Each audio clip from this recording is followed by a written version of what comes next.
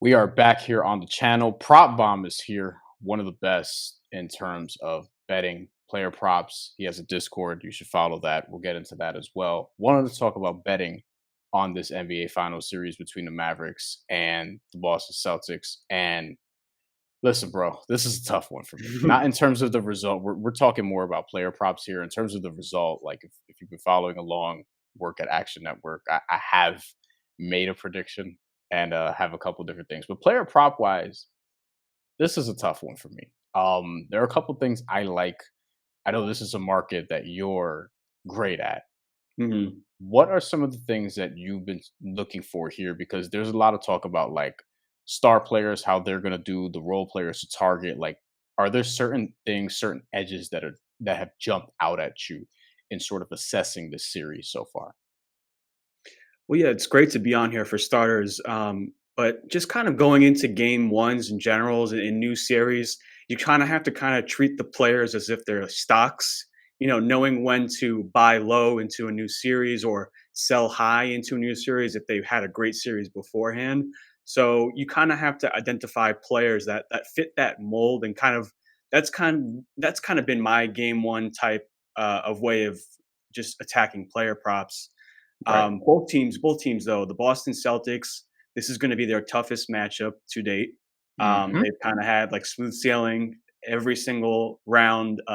Star player, whether it be Jimmy Butler, Donovan Mitchell, Halliburton, has got injured. I mean, it's not like it- There's more it's than that. There's yeah. more I than mean, just that. It's Jared Allen, Terry Rozier, yeah, yeah. Karis LeVert missed a game. So it's been smooth sailing for them, but also too for props wise, a lot of the recent footage that we're seeing is this Boston Celtics team without Kristaps Porzingis. So maybe the data could be a little bit misleading from last series going into the new one. Now with adding a 19.8 points per game score back into the starting lineup. So that's for the Celtics side, and then the Dallas Mavericks side. I think one of the edges that I'm kind of seeing with them going into the series is that the Celtics don't really have like a non-shooter in the starting lineup. Like with Dallas Mavericks, you look at the matchups that they had to face at first, the Clippers. Zubac wasn't really a shooter. You could afford to kind of plant Daniel Gafford kind of by the basket and make it where you can kind of stack inside. So this way, players that drive kind of have a hard time, with an extra layer of defense. And then fast forward to the Thunder series with Josh Giddey, same kind of issue. Non-shooter, you can afford to kind of keep Gafford on a non-shooter. And then now in the Timberwolves series, you had Rudy Gobert, but in this series, I think it's going to be a little bit different because Porzingis is a shooter and he's a threat. It's going to be different for the Dallas Mavericks if you're kind of catching where I'm going with this, Brian. How much do you think Kristaps Porzingis is going to come through, scoring wise, three pointers wise in the series? Because this is set up, and this is part of Yeah, why he's very important. He is the matchup problem. Like to yeah, me, he's their X factor, and this is why him playing healthily is very yeah. important. Because they asked him, "Are you 100%?" And he was kind of like, Oh, I We'll saw that. Yeah, see." you waited 10 seconds. He waited. It's like, Yeah, it yeah. doesn't tell me that he's 100%. So I wonder, one, from a team standpoint, how's that going to affect Boston if he's, you would almost rather him be 100% or just not play than be somewhere in the Yeah. middle. But two, prop wise, what do you do with his situation given the injury right now? Just for player prop wise, that's exactly one of my four props I'm going into game one taking is the threes. I think that actually has a lot of volatility already kind of on your side. I'm expecting maybe he gets 5 to 7 looks, and at over 1.5, that's kind of been a gimme this Yeah, season. yeah. I mean, he's shooting 41% at home compared to 33% on the road. Definitely some noticeable splits favoring in front of the fans. But in general, with Porzingis, how I'm looking at it in a player prop landscape, I think we got to wait a little bit, game one, game two, see if the minutes limit is there. He hasn't played since the first round, but I think for the 3 point wise, you're kind of safe because you're only asking for two. And even when you kind of like you move the filters around to games he's played 20 to 30 minutes, assuming that's kind of safe to say, like, even if he does have a minutes limit, he can play at least 20 minutes. That's an 8 of 10 hit rate, with over 1.5 threes. But just in general with Porzingis, the series is they're going to really rely on his shooting, and he's a zone buster. I've seen Brandon Anderson say this, for example. Matt Moore is thinking the same. We kind of are like, I'm not sure how much Kyrie is going to score consistently in this series. I think for the series, he's around 24 points per game, over, under, something along those lines. I'm staying away from that. I actually do think that there are going to be a couple of games where he gets like 30, but there might be a couple games where he doesn't even Sure. crack 20. There's going to be some volatility there because of the defense from Derek White in particular, but also you might see some Drew Holiday, maybe switch off into Jayson Tatum, Jaylen Brown, both of whom have length. I like his assists for this series. I have him over 4.6 assists per game for the series. Against the Clippers, he was at 4.7. Last series, he was at 4.6. And against Oklahoma City, he was at 6.2. Where are we at with Kyrie Irving in terms of what I'm just saying leading into this series and game one? Yeah, no, I think it adds up how you're kind of foreseeing Kyrie's role. Honestly, if the Celtics want to win the game, they got to try their best to shut off one of the faucets, whether it be Kyrie or Luka. I think it'll be a lot more easier to stop Kyrie. Luka, I think, Yes. is going to have his ways. They're Yes. probably going to throw Drew Holiday or Jalen Brown at Luka, but he Hmm. should get his easily. Kyrie is the guy that I think has a little bit more of a tougher time. Derek White is excellent. He's a combo guard, excellent. But the assist, though, like, that does kind of add up to what you're saying. Is if you think the scoring is going to be a little bit harder, and if he's running to the rim and he's meeting, a Kristaps Porzingis who's kind of just waiting there, he may have to kick it out. So, I mean, that's kind of where maybe some potential assists can come from. But as far as how I'm seeing Kyrie Irving, I don't really have like a prop yet going into game one with him. That's more of a player where I kind of want to wait and observe with, just personally. I want to see what that role looks like, how they're kind of scheming against him. And then, like, come game 2, 3, 4, I can kind of have a little bit of a better idea. You don't, going into game one as a series, you're not going to know everything. So it's more Sure. so it's like a guessing game at the end of the day. But some players, it'll be easier to predict than others. Kyrie is a bit of a player that I just can't really grasp yet personally. Yeah, and this is a tough series as we mentioned because there's probably going to be a lot of threes in terms of attempts, which helps out what you mentioned about Porzingis. I think a guy like Derek White could potentially feast Yeah, on that. Obviously, Luka Doncic is going to put up some threes. So I think this series will kind of tilt a little more offense than we've seen. These are, sure. as I pointed out previously, the two teams in the NBA who led the regular season in 3-point attempt rate. And Dallas, was at 44. That dropped a little bit from where they were because they reimagined their team at the trade deadline. But still, even in the playoffs, they're at 41%. And Boston's 3-point attempt rate has been 47 there or so in the playoffs and in the regular season. What are the Brian, other what's things? interesting, actually, just speaking of Yeah. three, Yeah. Yeah. Yeah. I was looking at NBA.com stats. Overall opponents against the corner three. Boston Celtics, out of 16 teams, allow the fewest corner threes in the playoffs. What's your thoughts on that? Like, does that stand out to you? Maybe that's not a good sign for PJ Washington, who kind of lives and takes those Mhm. catch and shoot threes there. I actually still think Dallas could find there. I don't know how many corner threes they'll find. I still think they can get it because Luca is so improvisational. Yeah, man, it's a dynamic, Me, right?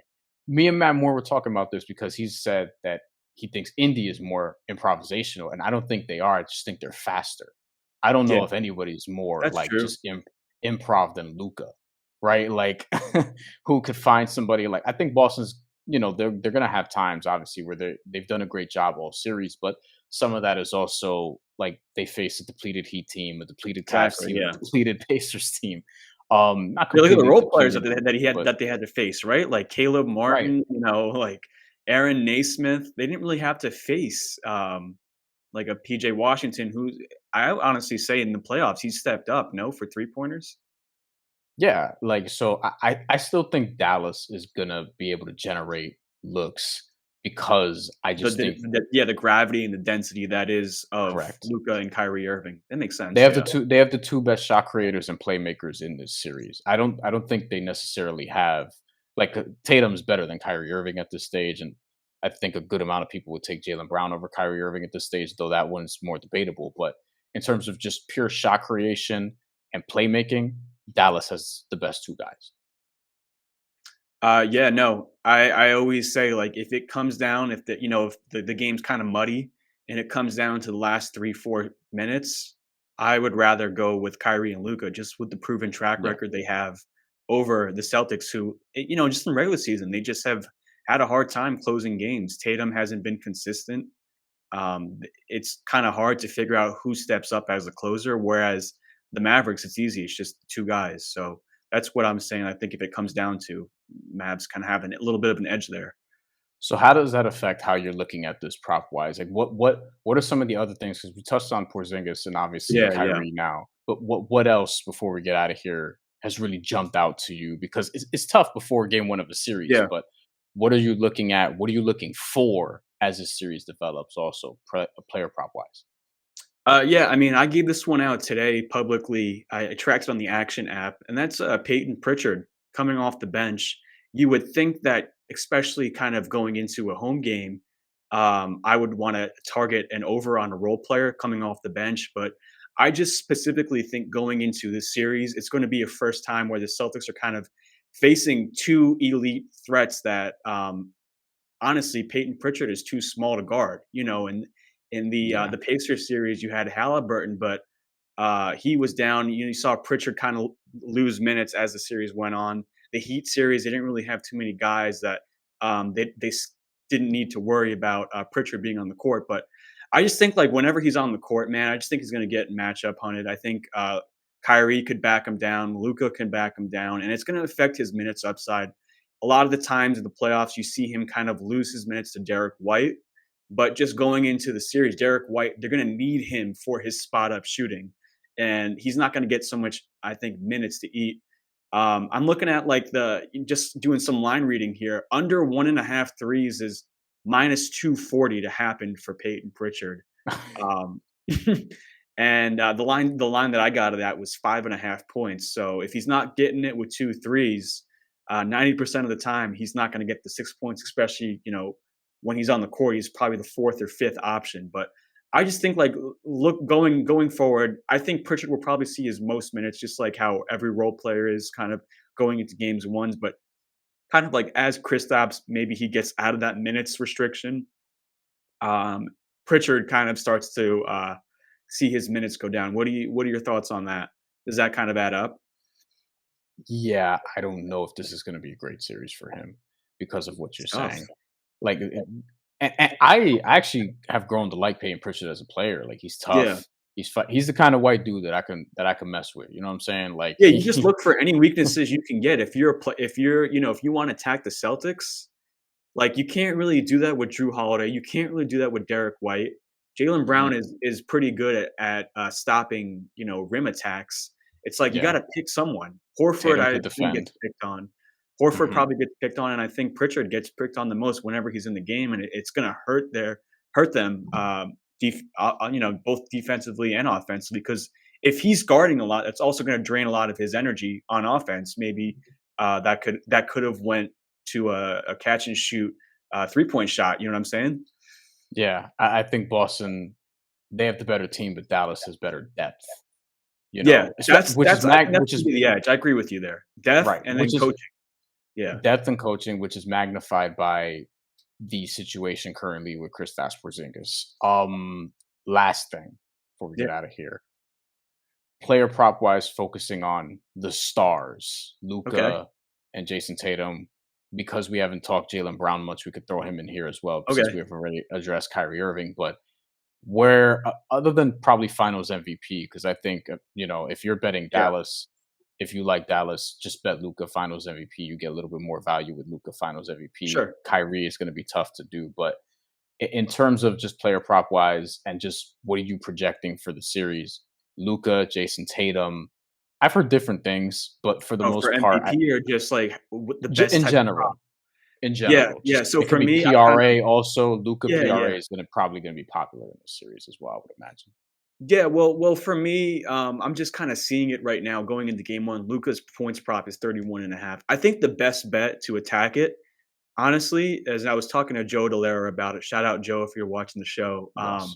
He was saying the best way to attack Luca, just in general, set it and forget it. Just take top point scorer for the round, and just don't even look back. Like put 2-3 units on it, and you won't even have to bet Luca every night. Like that's how you attack Luca. And I think for Jason Tatum, like if you think the Celtics are going to win the game, I feel like voters are going to have some like sympathy towards Tatum. He didn't win it in the Eastern Conference Finals. They gave it to Jaylen Brown. Maybe it's like Tatum kind of, or it's a whole like media thing. So that's kind of like what I would do. But actually, super quick, another one of my props is Jaylen Brown under. I think he relies a lot on rim scoring, and the Mavericks Yeah. are in the playoffs one of the best teams as far as limiting points in the paint. Last series, it was pretty easy to do it against the Indiana Pacers. That's just they allow those 2 point shots. And they take away the spot up looks. Dallas doesn't do that. So I think one player is going to have to take a little bit of like a step back, whether it's Jason Tatum and Jaylen Brown. I think that's going to be Jaylen Brown. More of it setting up for more of a Tatum series, personally. The interesting thing to me and one of the hardest things to figure out in the series is rebounding and who's going to Okay. get the rebounds. And Yeah. I feel like Luca or Tatum, Yeah, I probably think both Tatum. those guys. Yeah, both those guys you Yeah. gotta conserve, like, just if for foul trouble and also just for energy on offense. We saw that kind of with Ant Edwards Mm, as the series went on with against the Dallas Mavericks.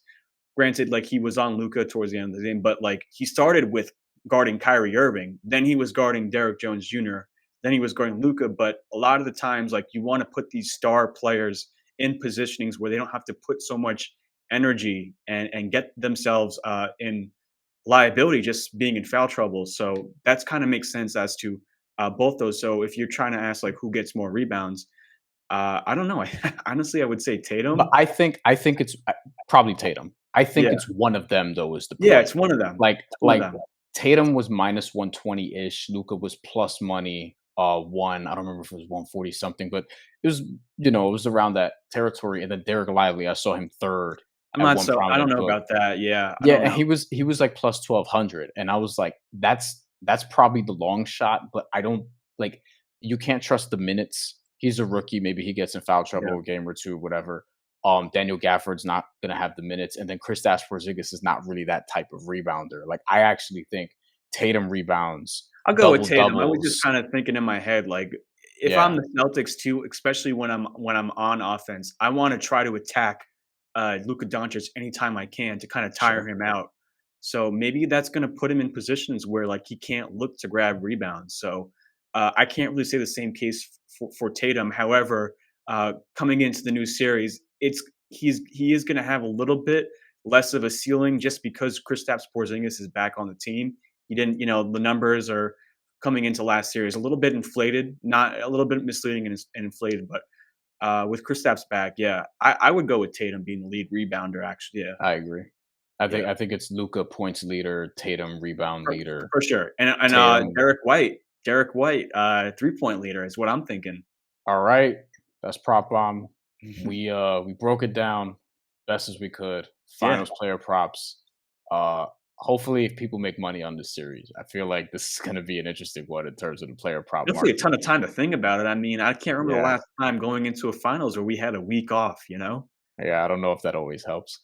You can follow him, follow him on social media at prop bomb and obviously Discord. We put it here, whoop.com. That's 10WHOP.com/prop bomb.